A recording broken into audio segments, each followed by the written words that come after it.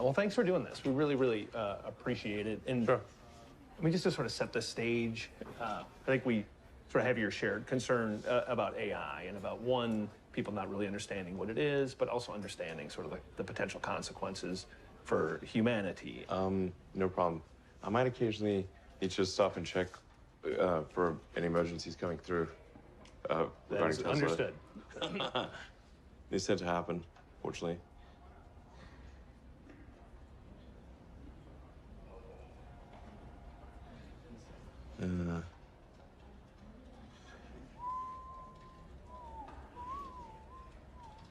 Got Bolero stuck in my head.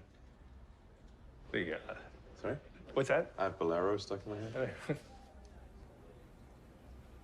Good. Let's plunge in. Okay. I mean, at the very basic, when you think, like, how should people think about artificial intelligence? Like, if you're going to explain it to one of your younger children, you would say artificial intelligence is what? It's just digital intelligence, and as the algorithms and the hardware improve, that digital intelligence will exceed biological intelligence by a substantial margin. It's obvious.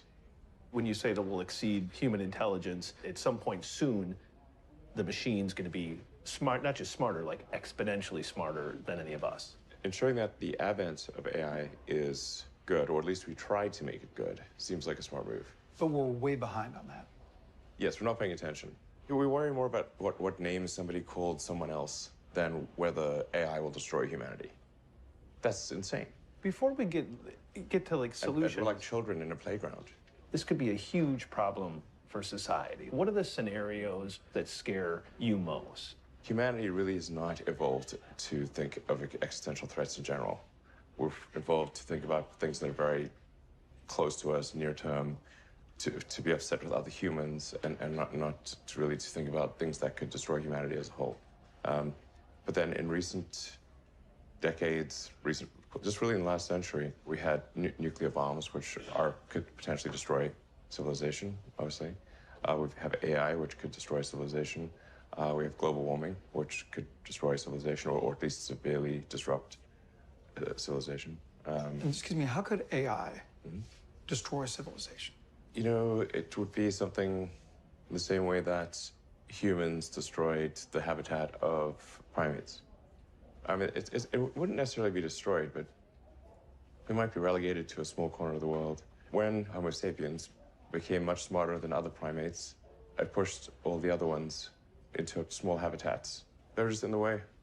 Couldn't AI, even in this moment, just with the technology that we have before us, be used in some fairly destructive ways? You could make a swarm of assassin drones for very little money by just taking the Face ID chip that's used in cell phones and having a small explosive charge and a standard drone, and have them just do a grid sweep of the building until they find the person they're looking for, ram into them, and explode. You can do that right now. No new technology is needed. Right now. People just think this stuff is of sci-fi novels and movies, and it's so far away. But every time I hear you speak, it's like, well, no, this stuff is sitting. It's right here. Probably a bigger risk than being hunted down by a drone is that AI would be used to make incredibly effective propaganda. That would not seem like propaganda. So these are deep fakes. Yeah, influence the direction of society, influence elections. Artificial intelligence just hones the message, looks at the feedback, makes this message slightly better. Within milliseconds, it can adapt its message and shift and react to news. And there's so many social media accounts out there that are not people. Like, how do you know it's a person, not a person? One reason that regulators and others are a little bit in denial about this is the speed, the pace of change. What is the consequence of that speed of change? The way in which a regulation is put in place is slow and linear. Right. And we are facing an exponential threat. And if you have a linear response to an exponential threat, it's quite likely the exponential threat will win. That, in a nutshell, is the issue. You're a neuroscience company, and you're working to build basically an interface to the brain. Yeah. electrode to neuron interface at a micro level. Okay, what is it? Like, I'm gonna have like a plug in my head that's gonna fit into a hard drive? Like, or how does that work? Yeah, yeah. A chip and a bunch of tiny wires. This would be implanted surgically. And it would do what? Could you input? Could you download Jim? Yes. What, The long-term aspiration for Neuralink would be to achieve a symbiosis with artificial intelligence, and to achieve a sort of democratization of intelligence, such that it is not monopolistically held in a purely digital form by governments and large corporations. basically an effort for man to merge with machine in a healthy way. Yes. To beat machines, you basically have to merge with machines. Most likely, yes. Essentially, how do we ensure that the future constitutes the sum of the will of humanity? And so if we have billions of people with a high bandwidth link to the AI extension of themselves, it would actually make everyone hyper smart.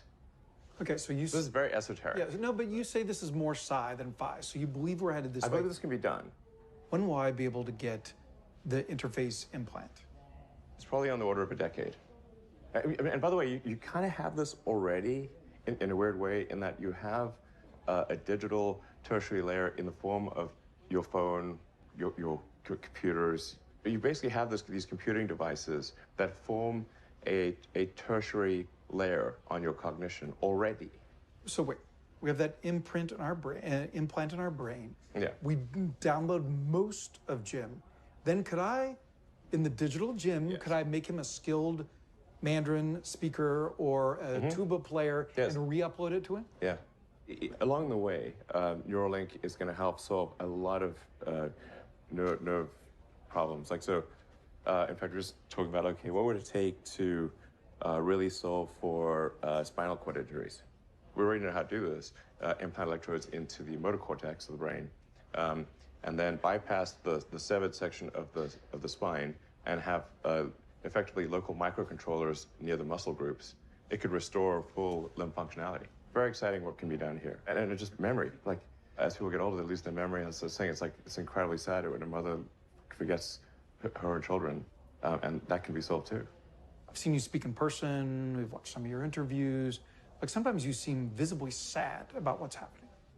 I think we should try to take the set of actions that are most likely to make the future good for humanity. I'm pro-human. And my faith in humanity has been a little shaken this year, but I'm still pro-humanity. You've said that this has been the toughest year for you, the most sort of taxing year for you. Like, why? Well, I mean, Tesla really faced a severe threat of death due to the Model 3 production ramp. Essentially, the company was bleeding money like crazy, and just if we didn't solve these problems in a very short period of time, we would die. And it was extremely difficult to solve them. How close to death did you come? Within single-digit weeks. 22 hours a day, or like what? How many I hours? was working, so 7 days a week, sleeping in the factory. I worked everywhere I worked in the paint shop, general assembly, body shop.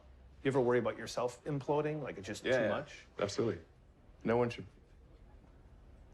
put this many hours into work. This is not good. And people should not work this hard. They should not do this. It's very painful. Painful in what sense? It hurts my brain and my heart. So this is not recommended for anyone. I just did it because if I didn't do it, then good chance Tesla would die. Do you believe in God? I believe there's some explanation for this universe, which you might call God. Elon Musk, thank you for an amazing conversation. Yeah, thank you. Thank you, sir. Fascinating. Thank you. Thank you very much. Really appreciate it, sir. Help you guys with that loading up. So thank you very, very much.